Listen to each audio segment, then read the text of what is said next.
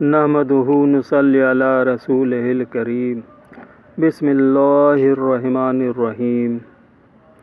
آج سے پہلے کا ویڈیو میں نے یہ ثابت کرنے کی کوشش کیا تھا کہ بغیر علم کے یعنی جاہل لوگ جو جاہل مسلمان ہیں، قرآن کے علم سے ناواقف ہیں، وعظ و نصیحت سے، حجت اور مناظرہ سے ناواقف ہیں، اصول ضابطہ کچھ جانتے ہی نہیں، وہ چپ چاپ رہیں، بحث تکرار میں نہ پڑیں، بس وہ قرآن کی تلاوت کرتے رہیں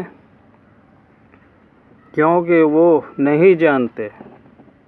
قرآن میں غور و فکر کرنے کے لیے علم کی ضرورت ہوتی ہے، لکھنے کے لیے ہاتھ کی ضرورت پڑتی ہے، قلم کی ضرورت پڑتی ہے، اتنی ہی ضروری ہے غور و فکر کرنے کے لیے علم کی ضرورت، اس کے پاس دلیل ہو، اصول ضابطہ ہو، کیسے بات سمجھ میں آتی ہے۔ ایک صاحب کہنے لگے قرآن میں جو کچھ ہے سب اللہ کی طرف سے ہے تو سب ضروری ہے، سب فرض ہے۔ میں نے پوچھا ان سے، وہ قرآن پڑھ چکے تھے، ترجمہ والے زیادہ اچھلتے ہیں، تو میں نے ان سے پوچھا کہ تہجد کا بیان آیا ہے، آپ پر تہجد فرض ہے؟ اللہ ہی نے کہا ہے قرآن کی آیت میں، تو ہکا بکا رہ گئے۔ تو اتنا آسان نہیں ہے غور و فکر کرنا۔ جہاں پر سورہ القمر میں اللہ نے فرمایا ہے لَقَدْ يَسَّرْنَا الْقُرْآنَ لِلذِّكْرِ فَهَلْ مُدَّكِرٌ، تو اس کا مطلب یہ نہیں ہے کہ بس راجہ رانی کی کہانی ہو گئی۔ غور و فکر کرنے سے پہلے اپنے احتیاج کو کسی عالم کے پاس سامنے رکھیں، بیٹھیں، سیکھیں اصول ضابطہ غور و فکر کا، اور غور و فکر کا طریقہ خود ناظرہ صحیح سے نہیں ہے اور بحث حجت میں لگ جاتے ہیں۔ ایسے جاہلوں کو کیا کہا جائے۔ میں آج باتیں کرنے جا رہا ہوں کہ کون حجت، کون بحث مناظرہ کر سکتے ہیں، جن کے پاس ضروری علم ہو، قرآن کا مطالعہ، گہرا مطالعہ ہو، غور و فکر ہو، دوسرے کو نصیحت وہی کر سکتے ہیں۔ ترجمہ پڑھ کے اڑنے والے، عقل کو ٹھکانے رکھو اپنے۔ بہرحال سورہ بقرہ کی 258 نمبر کی آیت سے میں اپنی بات شروع کر رہا ہوں۔ أَلَمْ تَرَ إِلَى الَّذِي حَاجَّ إِبْرَاهِيمَ فِي رَبِّهِ أَنْ آتَاهُ اللَّهُ الْمُلْكَ إِذْ قَالَ إِبْرَاهِيمُ رَبِّيَ الَّذِي يُحْيِي وَيُمِيتُ قَالَ أَنَا أُحْيِي وَأُمِيتُ۔ جب ابراہیم علیہ السلام سے نمرود نے بحث کیا تھا، اس وقت کا بیان ہے، یہاں آیت کے اندر بند کی گئی ہے۔ ابراہیم علیہ السلام نے کہا کہ مانو اس رب کو جو زندہ کرتا ہے اور مارتا ہے۔ مطلب کہنے کا کیا تھا؟ جو ماں کے پیٹ سے زندہ آنکھ، کان، ناک سب بنا کر کے جس کی مرضی سے پیدا ہوتا ہے بچہ، اس کی بات کر رہے تھے۔ نمرود تو سمجھا نہیں، تو اس نے جواب میں کہہ دیا کہ ہاں میں بھی مارتا ہوں۔ وہ کسی کو قتل کر دینے، پھانسی دے دینے کو سمجھ گیا، مارنا اور پھانسی والے کو چھوڑ دینے کو زندہ، تو اس کی سمجھ کی سطح سامنے آ گئی ابراہیم علیہ السلام کے۔ ابراہیم علیہ السلام نے سمجھا کہ یہ ہے موٹے بھیجے کا، اس کو دوسری دلیل چاہیے۔ تو ابراہیم علیہ السلام نے پھر دوسرا سوال رکھا، قال ابراہیم فإن اللہ یأتی بالشمس من المشرق فأت بها من المغرب فبوہت۔ بس اللہ تو وہ ہے جو مشرق سے سورج نکالتا ہے اور مغرب میں غروب کرتا ہے، لیا اس میں تھوڑا سا راستہ بھی بدل دے، تب ہکا بکا رہ گیا۔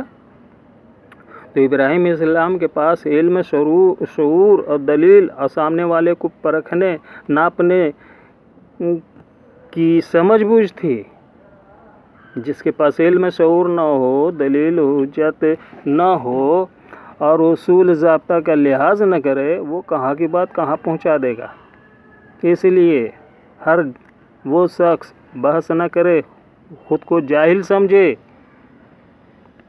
دوسری آیت ہے نساء کی 63 نمبر کی، اولئک الذین یعلم اللہ ما فی قلوبہم فأعرض عنہم وعظہم وقل لہم فی انفسہم قولا بلیغا۔ جو لوگ، ایسے بہت سے لوگ ہیں جن کے دل میں خرابی ہے، وہ ہمیشہ گندی ہی طرف رخ کرتے ہیں، ان کی ناک تلاش میں رہتی ہے کس طرف سے گندگی آ رہی ہے۔ تو ایسے لوگ جو بار بار مڑ جائے گمراہی کی طرف، تو ان سے اعراض کرے اور ان سے موٹی موٹی باتیں کہہ دیں، نصیحت کر لے، واعظ نصیحت کر دے، اور جو اجمالاً ہو، باریک نہ ہو۔ اب آتے ہیں سورہ انعام کی 108 نمبر کی آیت، وَلَا تَسَبُّوا الَّذِينَ يَدْعُونَ مِن دُونِ اللَّهِ فَيَسُبُّوا اللَّهَ عَدُوًّا بِغَيْرِ عِلْمٍ كَذَلِكَ زَيَّنَّا لِكُلِّ أُمَّةٍ عَمَلَهُمْ ثُمَّ إِلَىٰ رَبِّهِمْ مَرْجِعُهُمْ فَيُنَبِّئُهُم بِمَا كَانُوا يَعْمَلُونَ۔ بہت سے ایسے لوگ ہیں ناسمجھ ہیں، قرآن کے اندر بہت طرح سے اہلی بت کی، جس کے مشرکین کے شریک تھے، ان سب کی خباثت کو اور کمزوری کو واضح کیا گیا ہے، لیکن موقع محل دیکھتے ہوئے ہم کسی مشرک سے، کسی بدعتی سے اگر بحث کریں، ہاں تو سورہ انعام کی 108 نمبر کی آیت کا بھی میں نے تلاوت کیا، اس میں اللہ تعلیم فرما رہا ہے ایمان والوں کو کہ جب بحث کرو، مناظرہ کرو، جدل کرو نافرمانوں سے، تو اس میں بات کا بہت لحاظ کرنا ہوگا، یعنی ایسی بات نہ کرو جس سے وہ چڑھ جائے اور تمہارا پیغام انجام تک پہنچنے سے پہلے ہی مجلس تتر بتر ہو جائے۔ انہیں موقع دو، ان کی بتوں کی برائی اور باطل ہونا شروع ہی میں ہیڈ لائن بنا کر کے ہی پیش نہ کریں، انہیں موقع دیں، پلنے دے بات میں، پھر وہ خود ہی موقع دیں گے کہ آپ اس کا جواب دیں، مجبور کریں گے کہ ان کے باطل معبودوں کی برائی کو کھولیں۔ اس کے بعد اللہ فرماتا ہے سورہ نحل کی 125 نمبر کی آیت میں، عَالَمُ لِمَنْ ضَلَّ عَنْ سَبِيلِهِ وَهُوَ عَالَمُ وَلَا تُجَادِلُوا أَهْلَ الْكِتَابِ وَهُوَ عَالَمُ بِالْمُهْتَدِينَ۔ اللہ جانتا ہے ان لوگوں کو جو اللہ کے راستے سے بھٹک گئے ہیں، وَهُوَ عَالَمُ بِالْمُهْتَدِينَ، اور ہدایت یافتہ لوگوں کو بھی جانتا ہے۔ سورہ عنکبوت میں اللہ فرماتا ہے، وَلَا تُجَادِلُوا أَهْلَ الْكِتَابِ إِلَّا بِالَّتِي هِيَ أَحْسَنُ، اور نافرمانوں سے جدل نہ کرو لیکن اچھے ڈھنگ سے۔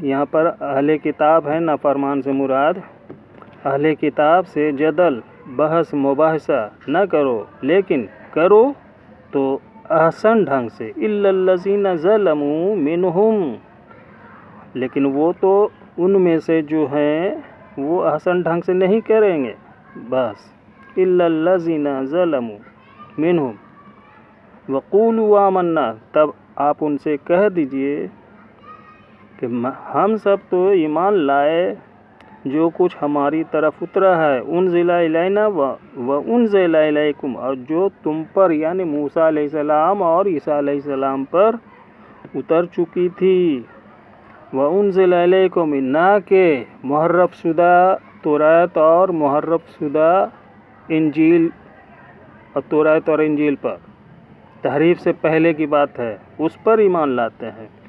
انزل الینا وما انزل الیکم والہنا والہکم واحد. ہاں یہاں پر واحد لگا کر کے قید کر دی گئی. عیسائی کے الہ تو عیسیٰ علیہ السلام بھی بنا لیے گئے نا نصرانی نے، لیکن یہاں پر واحد کہا کہ صرف اللہ تک محدود کر دیا گیا. الہ واحد وہی ہے، اس پر ایمان لاتے ہیں جو تمہارا بھی معبود ہے. وَنَحْنُ لَهُ مُسْلِمُونَ. یہ بات سن لو کہ اور ہم ایمان لانے والے واحد اللہ پر، آخری رسول پر ہم لوگ مسلم ہیں. وآخر دعوانا الحمد للہ رب العالمین.